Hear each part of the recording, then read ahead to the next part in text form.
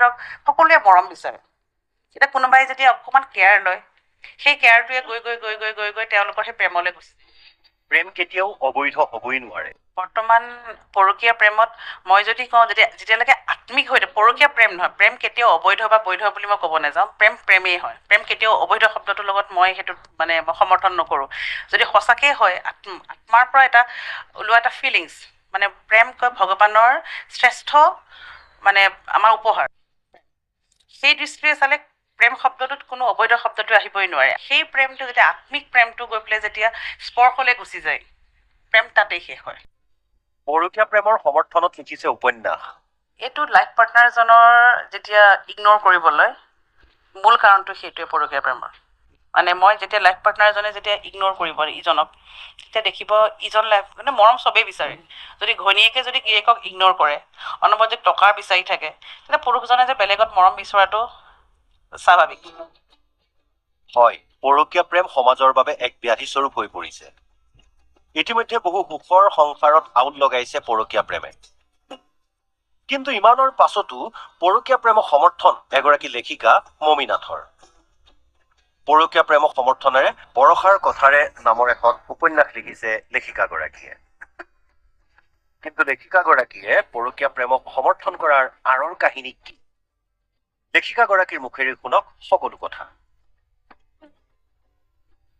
বিষয়বস্তুটো অলপ বিতৰ্কিত। পৰকীয়াৰ প্ৰেমৰ ওপৰত মই কিতাপখন লিখিছিলোঁ, আৰু এইটো আছিল এটা কম্পিটিশ্যনত লিখিছিলোঁ। অপৰূপা বুলি এটা গ্ৰুপ আছে, তাত এখন স্নেহদেৱী সোঁৱৰণী পাঞ্জুলিপি প্ৰতিযোগিতা আছিল উপন্যাসৰ, তেতিয়া তাত লিখিছিলোঁ। তাত এখনো পুৰস্কাৰপ্ৰাপ্ত কিতাপ। বৰ্তমান পৰকীয়া প্ৰেমত মই যদি কওঁ, যেতিয়ালৈকে আত্মিক হৈ থাকে, পৰকীয়া প্ৰেম নহয়, প্ৰেম কেতিয়াও অবৈধ বা বৈধ বুলি মই ক'ব নাযাওঁ, প্ৰেম প্ৰেমেই হয়। প্ৰেম কেতিয়াও অবৈধ শব্দটোৰ লগত মই সেইটোত মই সমৰ্থন নকৰোঁ।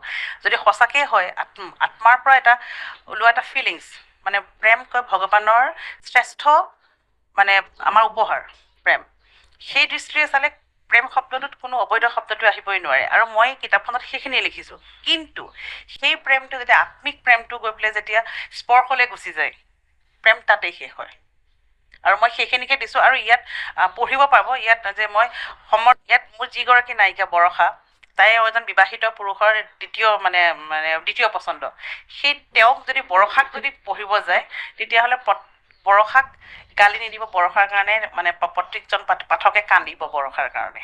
পৰকীয়া প্ৰেমটো কিয় হয়? প্ৰথম কথাটো যদি হয়, লাইফ পাৰ্টনাৰজনক ধৰক পৰকীয়া প্ৰেমটো বুলি ক'লে কাৰোবাৰ লগত ৰিলেশ্যনত আছে বা বিবাহিত আছে, কিন্তু আন এজন মানুহৰ লগত সম্পৰ্ক থকাটোতো আমি পৰকীয়া বুলি কওঁ, নহয় জানো? এইটো কিয় হয়? প্ৰথম কথাটো হ'ব আপোনাৰ লাইফ পাৰ্টনাৰজনৰ প্ৰতি আপোনাৰ অনীহা যেতিয়া আহি যায়। অনীহা এইটো কাৰণেও আহিব পাৰে, আপোনাৰ ব্যস্ততা, আপুনি বহুত ব্যস্ত। আৰু কি হয়, ইয়াত দুইজনৰে কিন্তু ভুল থাকে।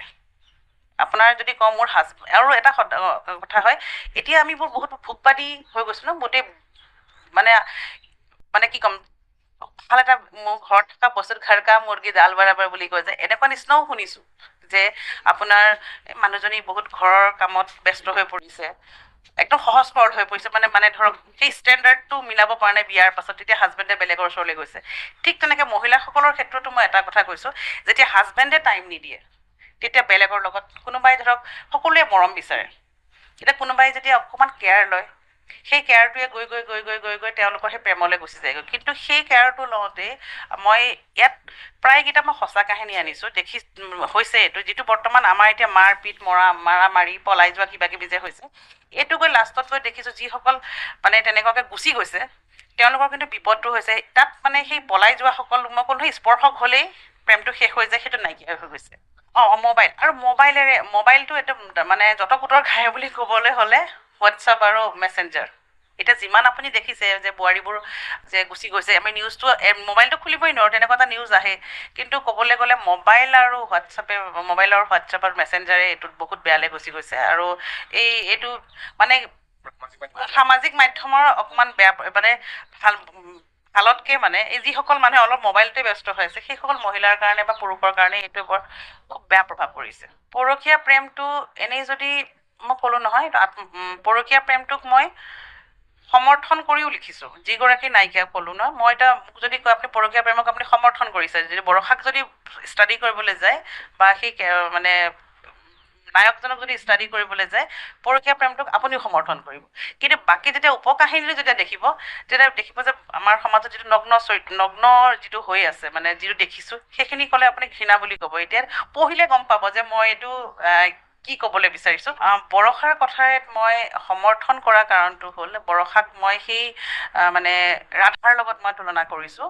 তাৰমানে বৰষাৰ প্ৰেমটো কোনোবাই পৰকীয়া বুলি ক'ব পাৰে, কিন্তু নিস্বাৰ্থভাৱে ভাল পাইছিল সেই মানুহজনক।